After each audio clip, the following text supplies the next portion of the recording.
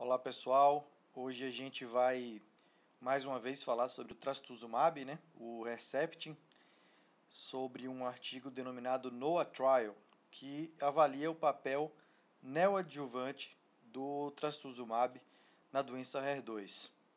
Então esse artigo foi publicado no Lancet Oncology em 2010 e que ele avaliou a neoadjuvância, o uso do trastuzumab na neoadjuvância, seguido de trastuzumab adjuvante, comparado com o grupo que faria só a quimioterapia neoadjuvante em pacientes HER2 positivo e, além disso, comparou com uma corte de pacientes de características semelhantes, só que HER2 negativo.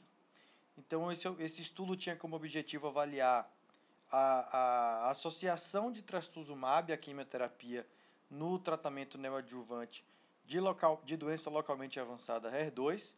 O endpoint primário era a sobrevida livre de doença e os endpoints secundários, a resposta patológica completa, a segurança cardíaca, a resposta clínica e a sobrevida global.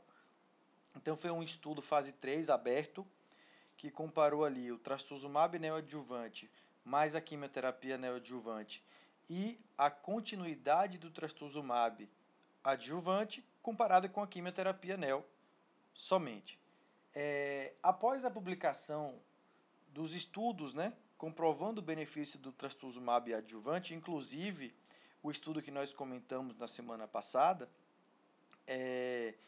esse tratamento foi oferecido ao grupo QTNEL. Então, no decorrer aí do estudo NOAA, após a publicação desses estudos mostrando o claro benefício do trastuzumab adjuvante, esse grupo passou essas pacientes foram contempladas também com o trastuzumab adjuvante. Então, o estudo acabou se transformando em trastuzumab neoadjuvante mais QTNEL mais trastuzumab adjuvante, comparado com o QTNEL mais trastuzumab adjuvante. No caso, a diferença ficou só a presença do trastuzumab na neoadjuvância. Além disso, como eu já citei, houve uma corte prospectiva observacional que foi paralela aos pacientes HER2 positivo, que tinha as mesmas características, foram selecionadas pelos mesmos critérios dos grupos HER2 positivo, só que eram HER2 negativo, e fariam o mesmo esquema de QT, obviamente sem uso do trastuzumab, porque era um HER2 negativo. Então esse slide a gente resume, um grupo de pacientes era um HER2 positivo e era randomizado para fazer trastuzumab neoadjuvante e adjuvante, e outra parte para fazer a quimioterapia sem trastuzumab, e tinha uma outra corte paralela de pacientes HER2 negativo, de mesmas características das pacientes HER2 positivo. Então, eram incluídas os pacientes com T3N1, T4 com qualquer N, qualquer T com N2 ou N3, então tumores localmente avançados, pacientes HER2 positivo, 3 cruzes pela imunistoquímica ou com FISH positivo, que era aquela parte randomizada do estudo, e aquela corte paralela de pacientes HER2 negativo tinha que ter na imunistoquímica 0 ou 1 cruz de HER2, que era a corte observacional, lembrando que as pacientes tinham que ter uma boa performance status, ECOG 0 ou 1, uma fração de ejeção maior que 55% e as funções hepática, renal e medular preservadas. Eram excluídas as pacientes com câncer bilateral, pacientes com tratamento oncológico prévio, pacientes gestantes ou lactantes e pacientes com a doença classificada como grave, por exemplo, uma insuficiência cardíaca congestiva pela New York Heart Association, a NYHA 2 ou superior. O esquema de QTNEL era feito doxorubicina mais paclitaxel a cada 3 semanas por 3 ciclos, seguido de paclitaxel com a dose um pouco maior a cada 3 semanas por 4 ciclos e finalizava com o conhecido CMF, ciclofosfamida mais metotrexato mais fluoracil a cada 4 semanas por 4 ciclos. O trastuzumab era feito aquela dose inicial de 8 mg quilo, mais 10 ciclos de 6 mg quilo. Eram infusões a cada 3 semanas, junto com a químio, poderia ser feito também a cada 4 semanas junto com o CMF, e após a cirurgia, né, eram feitos ciclos adicionais até completar 1 ano. Né? Poderia iniciar o trastuzumab antes ou durante a radioterapia, ficaria a critério da equipe. A avaliação de resposta era feita através de exame físico, mamografia e ultrassom antes e depois da quimioterapia e também através da análise do exame anatomopatológico, né, para ver o grau de resposta, resposta completa, enfim.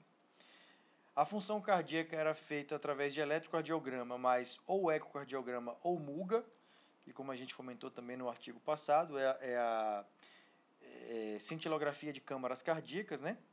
E essa avaliação da função cardíaca era feita antes da químio, depois da doxorubicina, que é o antracíclico, depois do paclitaxel, antes da cirurgia e após o trastuzumab ou após 1 ano desde a primeira quimioterapia.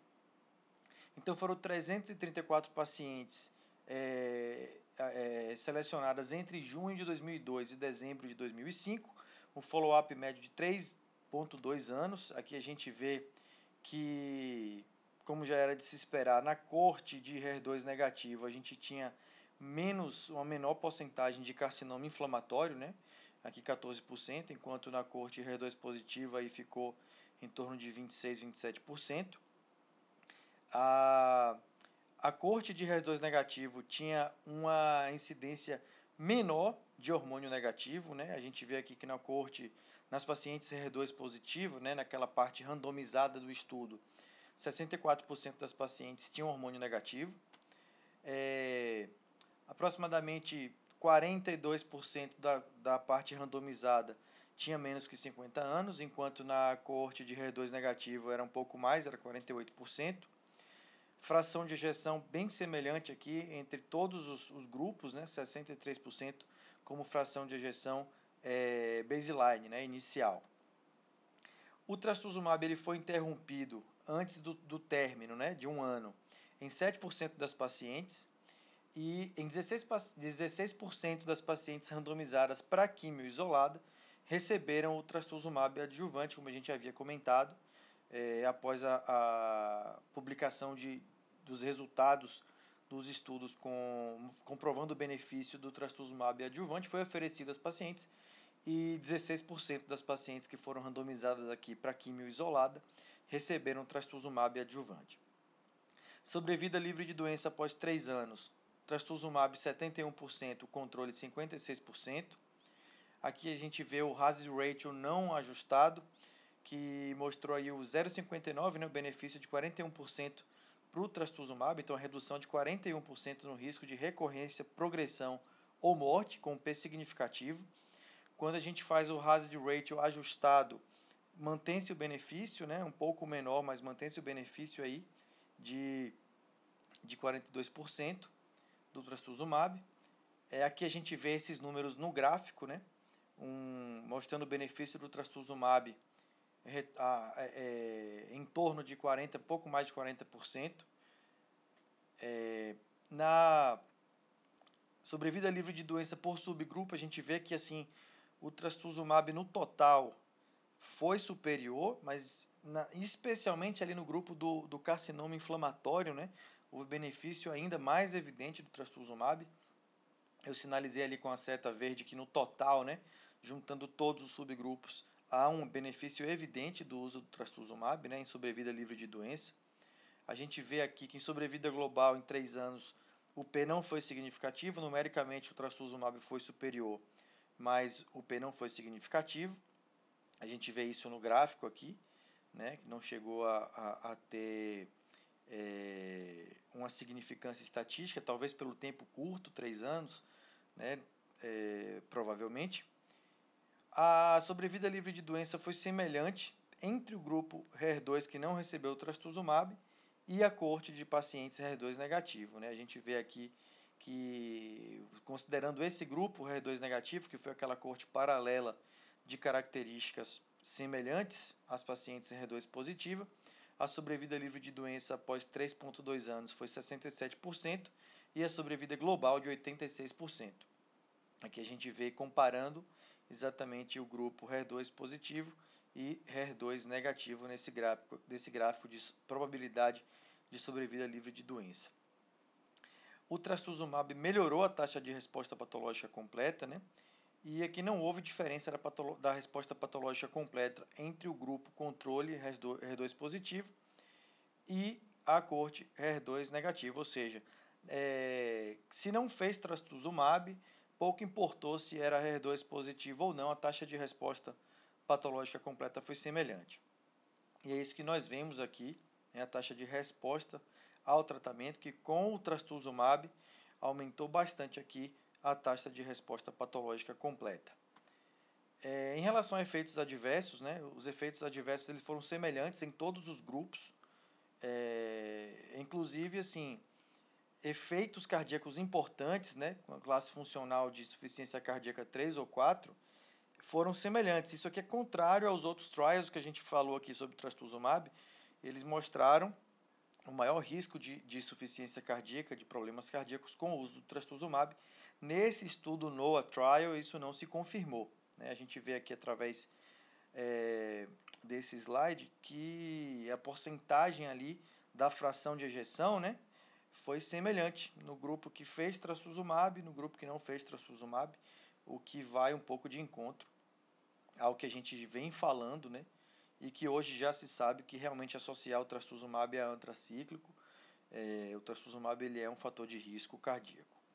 Então, para a gente finalizar, esse estudo mostrou que adicionar o trastuzumab neoadjuvante e manter ele adjuvante por um ano na doença HER2 localmente avançada melhorou a sobrevida livre de doença. A taxa de resposta patológica completa quase dobrou, mostrando redução de risco de recorrência, risco de progressão e risco de morte. Não houve melhora de sobrevida global, mas como a gente comentou, talvez por um follow-up curto, 3 anos para sobrevida global não é um follow-up adequado. A necessidade de mais eventos, né? Houve uma sobrevida alta, então para você mostrar um benefício demora mais. E teve o crossover, né? 17% das pacientes que foram randomizadas para não fazer trastuzumab em hora nenhuma, passaram a fazer na adjuvância após a liberação dos resultados dos trials de trastuzumab adjuvante. Aqui a gente vê nesse estudo uma baixa taxa de insuficiência cardíaca com o uso de doxorubicina e trastuzumab, mas, como eu já falei, isso é um resultado diferente de praticamente todos os outros estudos, então a gente tem que ver com bastante cuidado esse resultado de insuficiência cardíaca nesse estudo.